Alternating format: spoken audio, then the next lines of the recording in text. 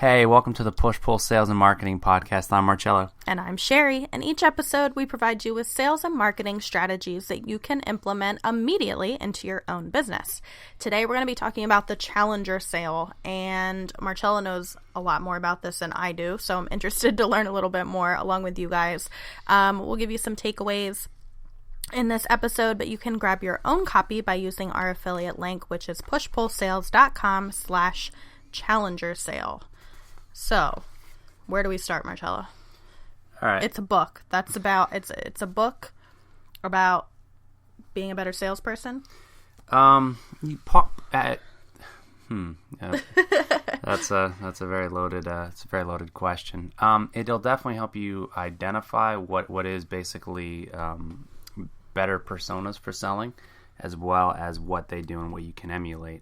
It's kind your of own persona or the people you're selling to? No, the actual salesperson's persona. So Okay. Really what it does is it actually it analyzes I think over 6,000 salespeople. I think across, I want to say 90 plus companies. I don't remember the exact number.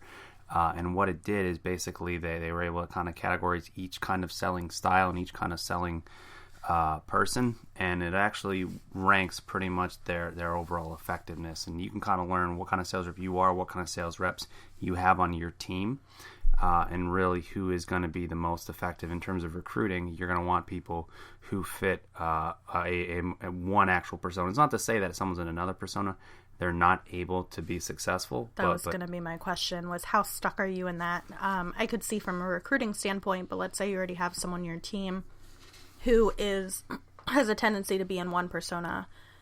Will the Challenger sale also help you learn the skills and mindset maybe that you need to not necessarily shift into a different persona, but kind of take on some of those traits? Exactly. And you want to take on, and again, I'll cover each one, but you want to take on obviously more of the traits of the more ideal persona or the more ideal selling style. And then you want to shy away from some of the other things. And then in the same token, there are some positives for some of the other selling personas. So in terms of the actual Challenger sale, what it really comes down to is they narrowed it down pretty much to 5 different selling profiles. You have one is the hard worker. And I'm going to say what each one does, and then you kind of already know the answer, but I'll kind of ask you, just thinking what you would think would be the best one. The hard worker is the person that's pretty much say, I'm going to come in at 7 o'clock. I'm going to leave at 7 o'clock at night. I'm going to make a lot of dials. I'm going to, send out more emails than anybody else. And, I'm definitely looking for feedback. I'm looking for my own development. Very motivated. And I just don't give up. I'm just going to keep hounding these people. I'm just going to keep making calls and all that good stuff. So the hard worker, and you can just put HW for short if you want to in terms of the show notes, is one of the first personas. On the other end, you have, and you see this in a lot of companies that maybe you have a more veteran sales rep, and it's for companies, it's hard because they don't really know what to do with this person. This person is called a lone wolf. He goes pretty much by the actual beat of his own drum. He will do whatever it takes. He will deliver results a lot of the time. But this person is very, very difficult to manage. These are the people, and some sales reps don't like this to begin with, but they're really bad about reports, really bad about doing things on time. They might do some things that are against company policy, and they're more inclined to kind of bend the rules, or they're more inclined to kind of do whatever it takes to pretty much get the deal done. So that you'll find where maybe you have like a 100-person sales organization, or even a 5-person sales organization. It's that one guy who's been there for a while, and you're not really sure how or why, whatever. But he gets results, but management hates him. They kind of give you an example. I worked for an old home improvement company. We had a set process in terms of selling, and for the most part, it would take about 2 hours. There's a gentleman. I'm not sure how he would do it. he didn't look like a salesperson. He had longer hair. I'm not going to say his name. He could do a really, really good impression of the Cowardly Lion. So he had like curly hair, and he'd put it in front. He would do the voice and all that good stuff. And he would do smaller deals. He would always get cash. I don't know how. And his presentation would be 20 or 30 minutes. But that doesn't necessarily sound bad for either of these things. I mean, for the hard worker or the lone wolf, I mean, if the results are still coming in. Well, you have to consider being able to transfer those skills and what the other sales reps actually think. So when I was starting off, like, oh, why don't I just do what Tom does? His name was Tom. I'm not gonna say his last name, but I was never ever on any sales call ever with Tom. Tom's skills couldn't transfer over. I couldn't emulate it. So the one thing is in terms of that, it's nice that you can have someone that can bring results, but at what cost are you looking at? So when other sales reps see that, or when you can't transfer those skills to someone else, if that person leaves, you definitely run into a lot. And likewise, you get a lot of backlash on the operations side. You get a lot of backlash. So as an example, Tom's deals would be a lot less profitable for the company. So sometimes what will happen is we would have like a win-back deal, or you'd have an opportunity to go in and close a deal that he had tried to set up, and coming in, you had nowhere to go, you had nowhere to drop, you had nowhere to go further. So it was a really futile exercise for the sales rep. So again, it was very frustrating. So when you have newer reps that are coming in and trying to close deals that maybe had fell through because of his selling style, or maybe it overall came down to price and affordability, you had nowhere to go, you had no process, and you had no basis to go back and say, well, do you remember this? Do you remember that? Because he had such an abbreviated presentation. So you have the lone wolf. And again, for years he produced results for years for the company. Next you have, and this is what a lot of sales reps are really, really want to pride themselves under. It's called the relationship builder. You can put RB for short. So HW hard worker, LW lone wolf, RB relationship builder. This is your classic consultative sales rep, someone who will spend a lot of time building pretty much relationships with the customer and really working to get the customer to kind of open up and tell them about their problems and get them to open up about their needs and really walk the sales rep through the process. Overall, it's a very professional person, very, very pleasant, very nice guy or girl, it doesn't matter. But then some of the drawbacks is the relationship builder oftentimes has a very hard time having those conversations about price, having those conversations about asking for the business. So the relationship builder, it definitely helps because overall multiple people across the company normally like the relationship builder when you have multiple stakeholders. But then everything else you're running into is it's harder in the back end, harder with price, harder to get them to go ahead and push and close. Next, you have what is called the challenger. And I think you can guess between the name of the book where the book focuses, the challenger sale. So pretty much the challenger salesperson doesn't necessarily help the customer uncover their own needs that you might not have known about or about, but just kind of go a little bit deeper.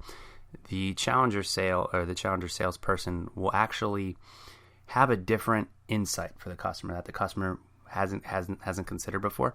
They're not afraid to push back on price, and they're very good about asking for the business and really, really challenging them. So, they're one that would feel very comfortable having a debate. And when a customer says, "Well, I've been doing it this way for years.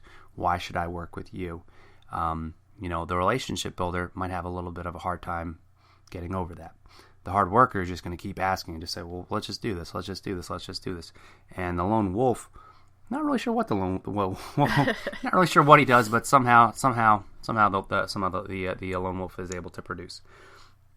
And then lastly, you have and backtracking too, the challenger sales rep is very good about understanding a customer's business. So they're not as concerned so much about knowing their own product knowledge. I mean, they'll definitely have that, and at this point, it's pretty much a given.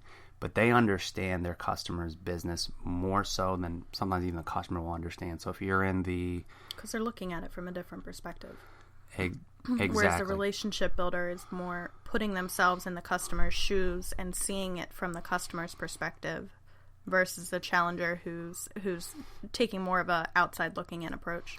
Exactly. So to kind of give you an example, there's a company, actually, I think their corporate is in Pennsylvania too. It's called Dentsply. What they actually supply is dental supplies. Go figure. And in one of the studies, what had happened is that they rolled out it was like a new kind of tool. It was lighter, it was easier to handle, and pretty much when they first rolled it out, all the dentists said, "That's great. This is a really good product. And whenever my old one goes out, I'll buy that."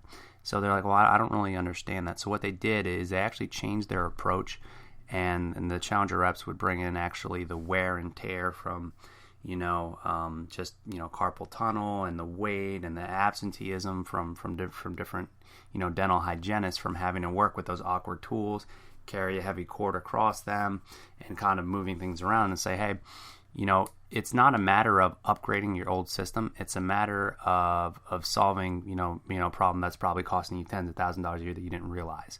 Mm-hmm.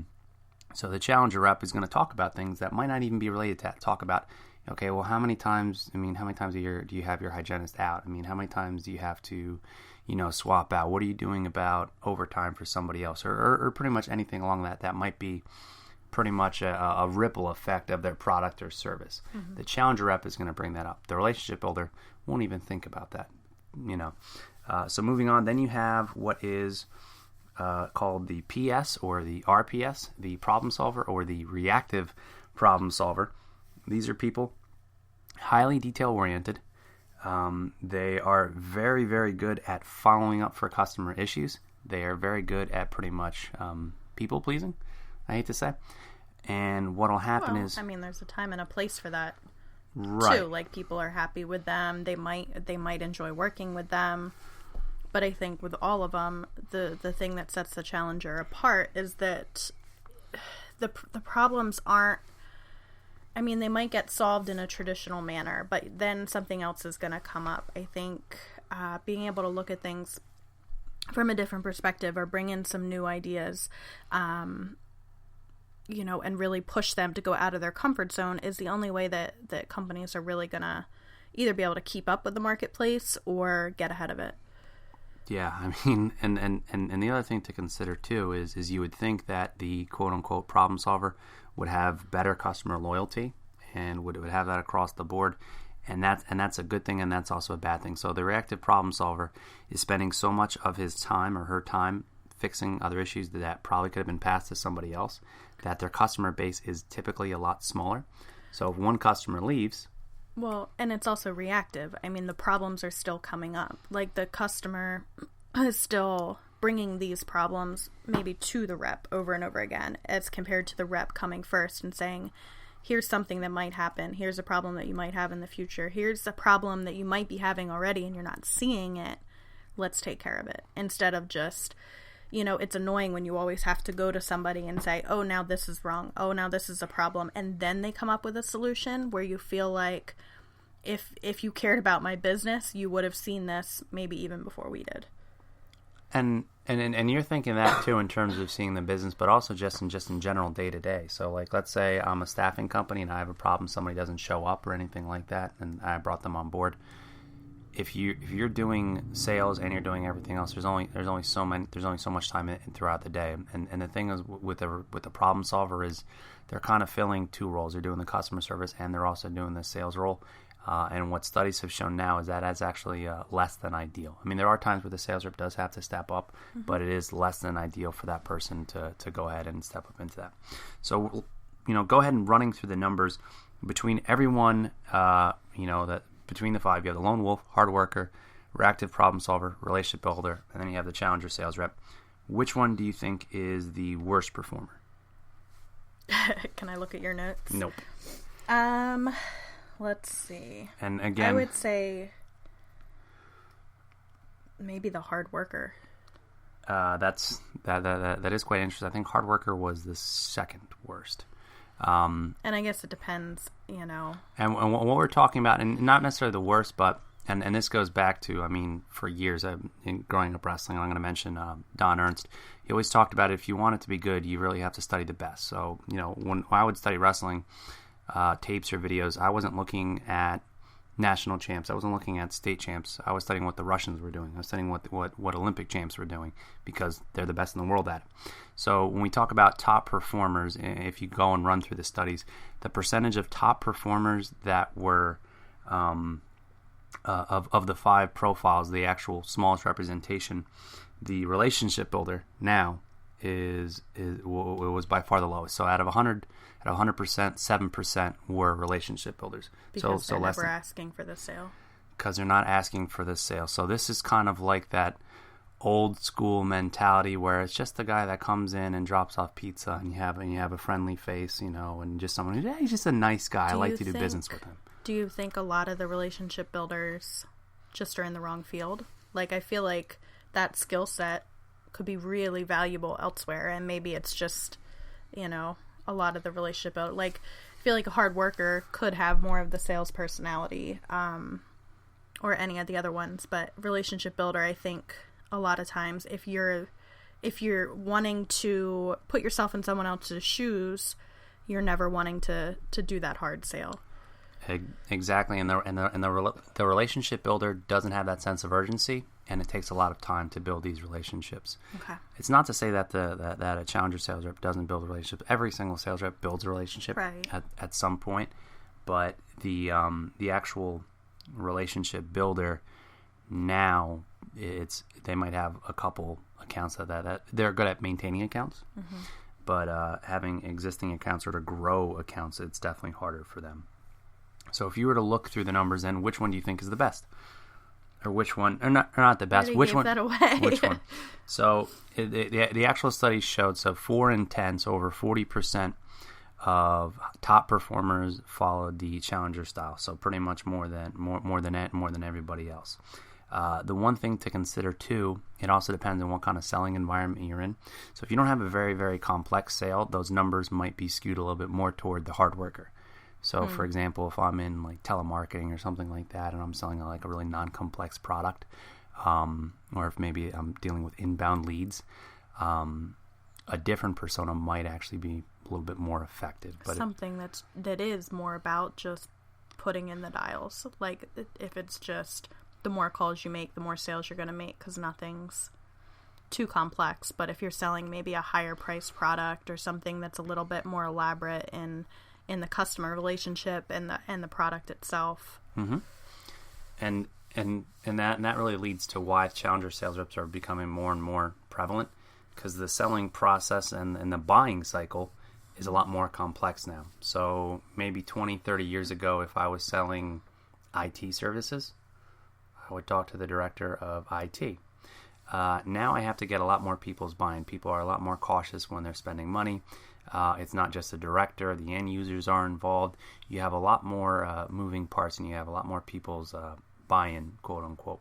So when you have that, the challenger is better able to know the overall business strategy and really, really hone in on what the overall impact would be, and not just talk nuts and bolts and, hey, this thing is, or this service is going to save you 30% of your downtime or whatever it is. It's like, well, what this is going to do is your retention is going to be better, because you're not going to have burnout.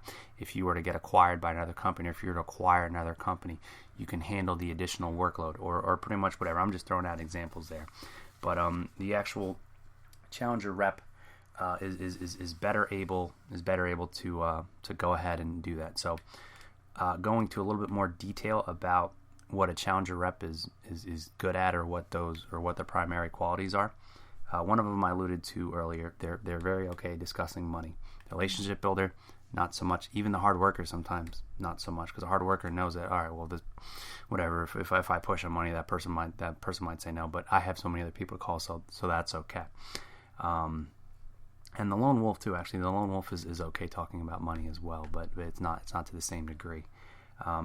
The challenger rep can hit the customer with what I like to call, and I'm not sure if this is even a universally accepted sales term. I'll have to reach out. I had a guy who pretty much kind of took me under his wing when I started off in selling. He called it the velvet hammer. which I've used that term. I've taught that term to other people. But I'm not sure if that's really a universal sales thing or if maybe it's just something I learned from Ken. We called him Whole House Kenny because, again, his style, he would only sell an entire house worth of product because he's like, well, if you do anything less, it doesn't make sense. When we talk about the velvet hammer is where you talk about pressure. You're challenging the customer, you're pressuring them, but you're doing it in a way that the customer is okay with, and they almost thank you for it.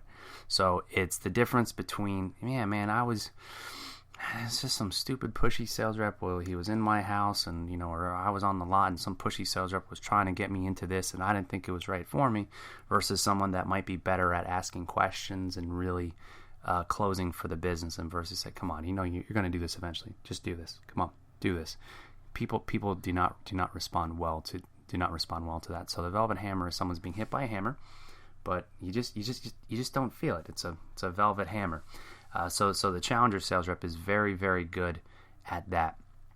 In terms of just overall communication, the challenger sales rep is good in terms of two-way communication. So they're not just good at having a really refined pitch and spewing out what they're good at. So the hard worker is typically not good at two-way communication. They're not really good at active listening. They don't really give any sort of feedback back. They just kind of run through everything. And it's kind of funny. So the hard worker is also typically, and I'm like this only because I'm from Jersey, a very fast talker. So the hard worker is a very fast talking. He's always in a rush, or she's always in a rush, and that's really their persona. The challenger rep can kind of slow things down a little bit, and can walk through and really have a good conversation with the customer. So they're very good at two-way communication. And we've covered this before. The challenger rep, and really what separates them, the number one thing is that they have a unique perspective, or they have a unique insight for the customer, or they have a unique way of maybe framing a customer's problem bigger than what the customer had originally considered. And a lot of that comes basically from knowing the customer's business and really knowing the individual customer's values too. So they can sell to the IT person and know exactly what the IT person wants to hear. They can sell to the director of HR, know what the director of HR wants to hear. They really, really are good at basically understanding different personalities within a business's needs, but also the overall needs of the company. So it really is a very ideal approach. I can let you ask some questions now that I'm kind of running through this. That's all right. It all makes sense. Okay. So who makes a good challenger rep personality-wise? Someone who is a teacher at heart. Because really what the challenger rep sees is, I have a unique way of your business, and I have to get your attention, and I have to pretty much explain this to you, and I really think it's in your best interest, and I really can explain it in a very, very clear way. So a lot of sales reps have a harder time picking that broader implication of their product and their actual solution. So I'm going to make you do this, going to put you on the spot. Throw out a product or throw out a service. First, though, I feel like a lot of these skills that go into being a challenger sales rep is just indicative of being a more seasoned sales rep. Are you seeing these things? I guess this is what you're getting into a little bit more. So somebody that does a better job with teaching, that kind of has a knack for that, has a knack for explaining things well and clearly, might fall more into that. You have a valid point. So someone who's been in sales longer might have adapted to that.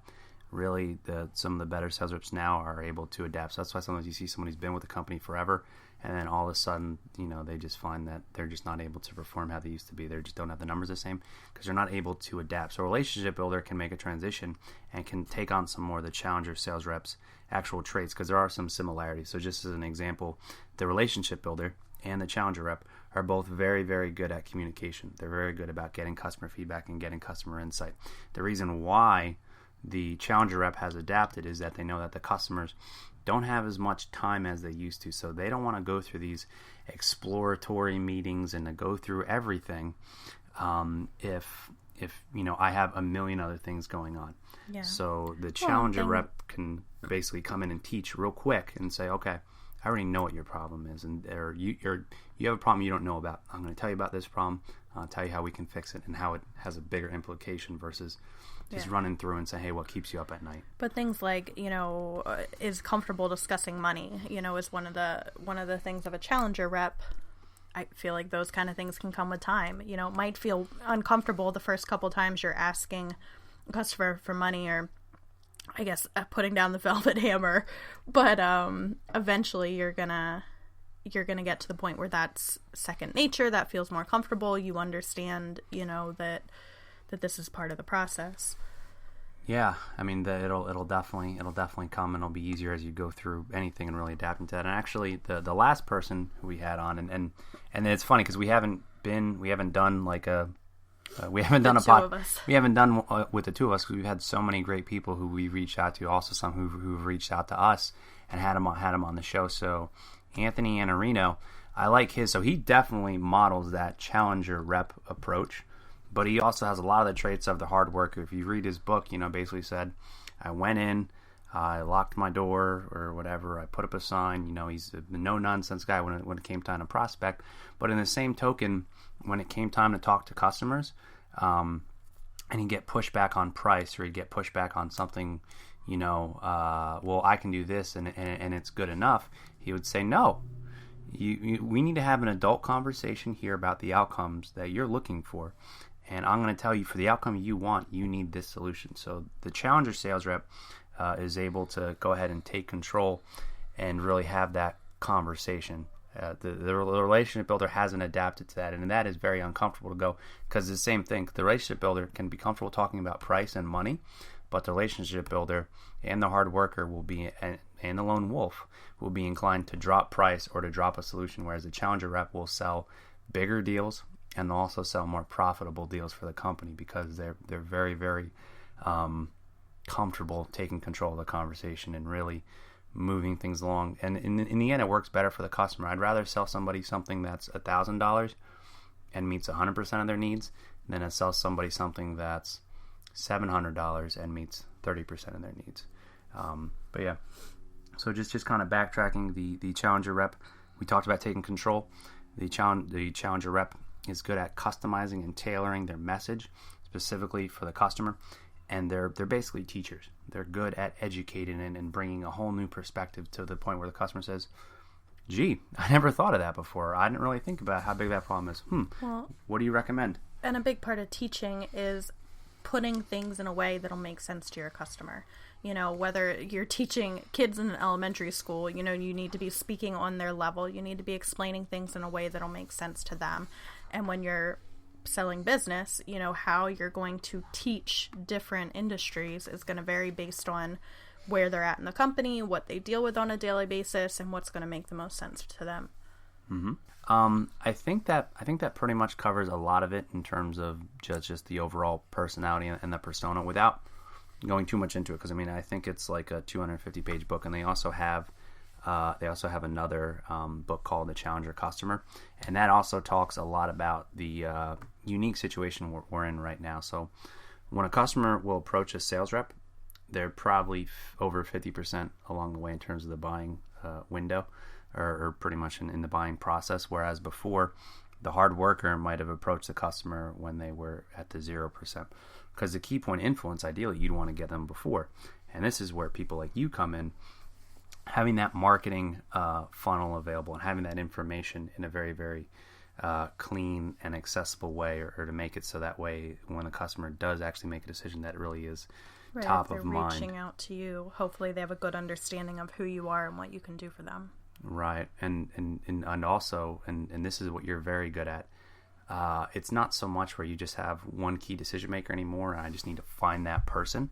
There's a lot more people involved in the selling process. So good marketers, good marketing people are able to have a message that will really find the key person that can influence either everyone around them and make a message that will be transparent enough. That way it'll not transparent, that'll translate from the person who received that to the end user. So just to give you an example, sometimes I'll kind of like explain a movie or something to you, and you'll be like, what are you talking about? I don't do a good job translating movies or anything like that. I'm like, you'll just have to watch it. If you have a good enough message, it'll be easy enough that somebody like me, who's not good at explaining movies or anything like that, can just carry across. So again, just to recap real quick, you had, in terms of the studies, they had, again, over 9,000 salespeople. How many? I don't remember. What were my numbers here? So it's 6,000, I think. Yep, over 6,000 salespeople. 90 plus companies. Over 90 plus companies. Narrowed it down to 5 different distinct selling styles and selling personas. You had the LW, the lone wolf. This is the people that management hate. Been in there forever. Somehow they get deals done. They come in late. They do whatever. HW, hard worker. Relationship builder, which was the solution selling person, the consultative selling person of maybe 15, 20 years ago. And now you have the challenger sales rep and the reactive problem solver. 40% of top performers fall under the challenger rep role. They're very good, and this is for you as a sales rep to think about. How can I better educate my customers on a problem that my customer didn't even think about? And how my solution really, really helps them versus just working through and uncovering needs and just presenting A because A meets that need versus, you have a big, hairy, whatever monster in your closet and I'm going to get rid of it that you had no idea. This is a really bad analogy. I was wondering where you were going with that. I was going to say mole or something like that. Like, if you go to the doctor and they say you have a mole and he goes, oh, it's actually, I'm here for the mole, but I see you have some kind of weird growth or cancer. I don't know. It's a very, very bad example. But regards, the challenger rep is very, very good at having a new insight and showing the customer exactly a problem that they weren't aware of. And they're better able to get bigger deals, they're better able to educate customers, and they're better able to keep the profitability intact for the company. And again, this kind of circles back to Anthony Iannarino. They're good at having, I think he said adult or he said grown-up conversations, but like the way he said it, it was like very, very to the point. Like, he's like, actually, it's quite simple. You just need to have an adult conversation about this. What outcome do you want? How are we going to help you get there? So again, and that was in a previous episode, and we'll have a link to that as well. But I think that wraps everything up. Yep. So show notes for this episode, or if you want to find old episodes, you can go to pushpullsales.com. We're on iTunes as well. You can search for us there or do the quick link, pushpullsales.com/iTunes. We also just put all of our episodes, and they'll continue to go up on YouTube. So if you prefer to just listen on YouTube or have that in the background or whatever, you can do that. pushpullsales.com/YouTube or search for us there. Instagram is at pushpullsales. Twitter is at pushpullsales. If you're interested in coming on the podcast or have any feedback for us, you can email us, pushpullsales@gmail.com. Anything else? Oh, thanks to bensound.com for our intro and outro music. And thanks to you guys for listening. Oh, yeah. If you like what you're listening to, subscribe. If you can write a review, we'd appreciate that. Share this with your friends. It definitely helps out the show. You don't ask for that enough. I think we do at the end of every episode. I don't think so. That's good. All right. See ya. Bye.